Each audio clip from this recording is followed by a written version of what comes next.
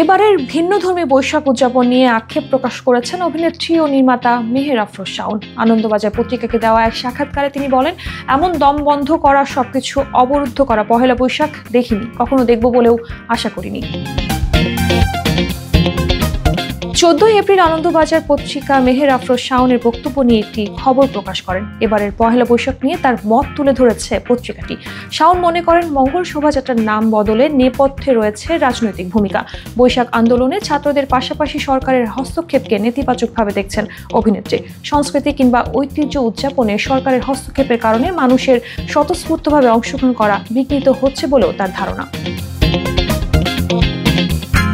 বর্তমান সময়ে বাংলাদেশের শিল্পী জগৎ ও সংস্কৃতি মনস্কদের নিয়ে সন্দেহ প্রকাশ করে তিনি বলেন, আমাদের এখানে মহিলা সমিতিতে শেষের কবিতা নাটকটি মঞ্চস্থ হওয়ার কথা ছিল, কিন্তু শুনলাম জনতার প্রতিবাদের মুখে নাকি সেটা করা সম্ভব হয়নি। পরিবর্তিত পরিস্থিতিতে বাঙালি সত্তায় ও স্পষ্ট বিভাজন লক্ষ্য করছেন বলে মন্তব্য করেন তিনি। এত কিছুর মধ্যেও বাড়িতে নিজ পরিবার ও কিছু প্রিয় মানুষকে নিয়ে বৈশাখ উদযাপন করবেন বলে জানান তিনি। নিজের সন্তানদের বাঙালি সংস্কৃতির গুরুত্ব বোঝানো নিয়েও চিন্তিত তিনি।